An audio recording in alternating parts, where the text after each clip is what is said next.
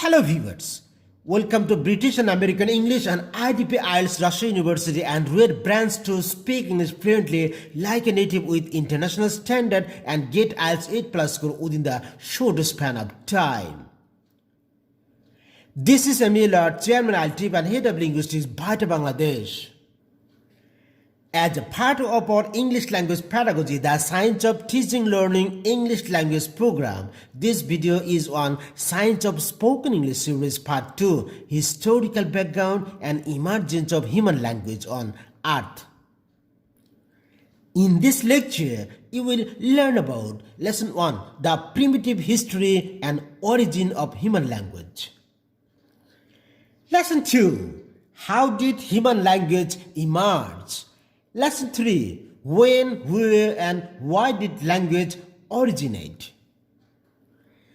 To speak English fluently and confidently, you must learn these theoretical knowledge and aspects properly. So, this video is going to be very important and helpful to you. Let's get started. Lesson 1, Introduction.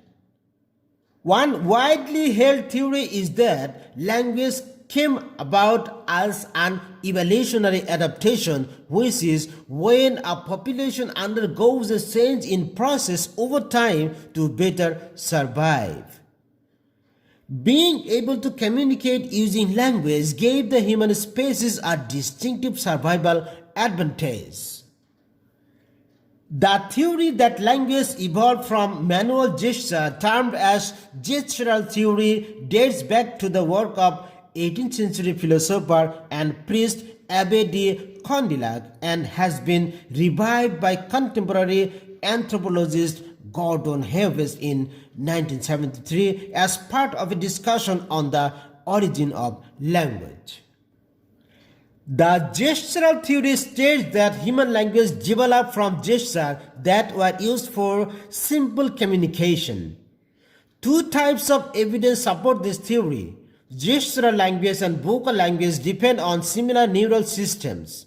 The region on the context that are responsible for mouth and hand movements border each other. Lesson 1.2, the primitive history and origin of human language. The origin of language, spoken and sign, as well as language-related technology systems such as writing, its relationship with human evolution and its consequences have been subject of study for centuries. Scholars wishing to study the origins of language must draw inference from evidence such as the fossil record, archaeological evidence, contemporary language diversity, studies of language acquisition, and comparisons between human language and systems of communication existing among animals, particularly other primates. A primate is any mammal of the group that includes lorises, lemurs, tarsiers, monkeys, apes, and humans. Many argue that the origin of language probably relates closely to the origin of modern human behavior, but there is little agreement about the facts and implications of the connection. Various hypotheses have been developed about how, why, when, and where language might have emerged. Still, little more has been universally agreed upon today than 100 years ago when Charles Darwin's theory of evolution by natural selection provoked a surge of speculation on the topic. Since the early 1990s, however, a number of linguists, archaeologists, psychologists, anthropologists, and others have attempted to address this issue with new modern methods. Lesson 2. How did human language emerge? The origin of language can be subdivided according to some underlying assumption like continuity theories and discontinuity theories. Continuity theories build on the idea that language exhibits so much complexity that one can't imagine it simply appearing from nothing in its final form. Therefore, it must have evolved from earlier pre-linguistic systems among humans' primate ancestors. On the other hand, discontinuity theories take the opposite approach, that language as a unique trait which cannot be compared to any found among non-humans must have appeared fairly suddenly during the course of human evolution. Some theories consider language mostly as an innate faculty, largely genetically encoded. Other theories regard language as a mainly cultural system learned through social interaction. A majority of linguistic scholars believe continuity-based theories, but they vary in how they hypothesize language development. Among those who consider language as mostly innate, some avoid speculating about specific precursors in non-human primates, stressing simply that the language faculty must have evolved in the usual gradual way. Others in this intellectual camp notably hold that language evolved not from primate communication but from primate cognition, which is significantly more complex.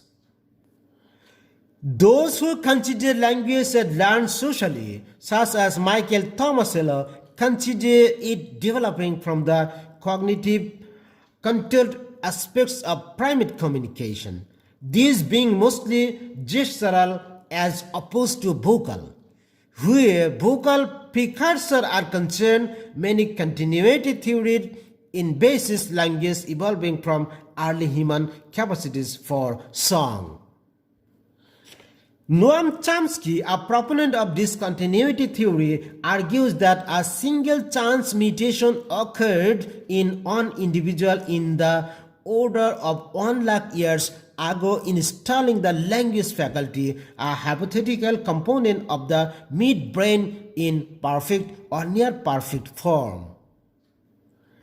Transcending the continuity versus discontinuity divide, some scholars view the emergence of language as the consequence of some kind of social transformation that, by generating unprecedented levels of public trust, liberated a genetic potential for linguistic creativity that had previously lain dormant. Ritual speech co-evolution theory exemplifies this approach. A very specific social structure, one capable of upholding unusually high levels of public accountability and trust, must have evolved before or concurrently with language to make reliance on cheap signals like words an evolutionary stable strategy. Lesson 3. When, where, and why did language originate?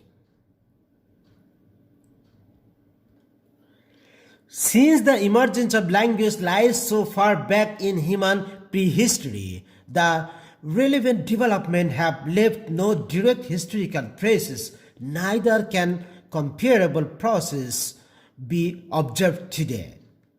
Despite this, the emergence of new science languages in modern times, Nicaragua Sign Language, for example, may potentially offer insights into the developmental stage and creative process necessarily evolved for human language. Using statistical methods to estimate the time required to achieve the current spread and diversity of modern language, Jonanna Nichols, a linguist at the University of California, argued in 1998 that vocal languages must have begun diversifying in the human species at least before 1 lakh years. A further study by Q.D. Atkinson suggests that successive Population bottlenecks occurred as human African ancestors migrated to the other areas, leading to the decrease in genetic and haplotypical diversity. In this regard, Atkinson argues that these bottlenecks also affected culture and language, suggesting that the further away a particular language is from Africa, the fewer phonemes it contains. By way of evidence, Atkinson claims that today's African languages tend to have relatively large number of phonemes, whereas languages from areas in Oceania, the last place to which humans migrated, have relatively fewer in number. Relying heavily on Atkinson's work, a subsequent study has explored the rate at which phonemes develop naturally, comparing this rate to some of the African's oldest languages. The results suggest that language first evolved around 50,000 to 150,000 years ago, which is around the time when modern Homo sapiens evolved. Although estimates of this kinds are not universally accepted, but jointly considering genetic, archaeological, paleontological, and much other evidence indicates that language probably emerged somewhere in sub-Saharan Africa during the Middle Stone Age, roughly contemporaneous with the Homo sapiens specification. Viewers, in my next video on scientific method of spoken English, I will speak about language origin hypothesis. To speak English fluently like a native and get IELTS 8+ score, you are most welcome to join British and American English and IDP IELTS Kazla Mutiar, Rajshahi branch, Bangladesh. Thank you.